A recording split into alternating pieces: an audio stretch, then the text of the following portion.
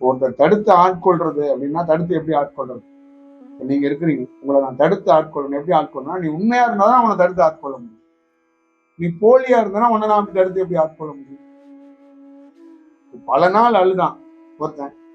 அப்ப ஒரு நாள் இறைவன் வந்தான், அவனை தடுத்து ஆட்கொண்டான். அதுக்கு மெயின் காரணம் என்னன்னா, அவன் அழுததுனால வரல, அவன் உண்மையா இருந்தான்.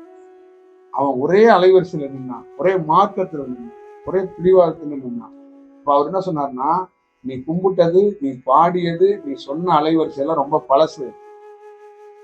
ஆனா இந்த அலைவரிசையை வச்சுக்கிட்டு இருந்தனா நீ ஒன்றும் பண்ண முடியாது. அதனாலதான் துன்பத்தை பண்ணிட்ட. நான் உனக்கு நான் இப்ப என்னவா இருக்கிறேனோ அதை நான் உனக்கு கொடுத்துட்டு போறேன். அந்த அலைவரிசையை கொடுத்து காட்சியை கொடுத்து அவன் வளரணும்.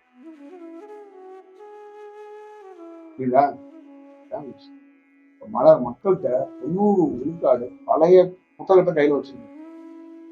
அவங்க எப்படி வளருவாங்க? என்ன நவீனமான தியானம் கொடுத்தாலும் வளர்ச்சி அடைய முடியாது. அவ்வளவுதான் விஷயம். இதுதான் ப்ராப்ளம்.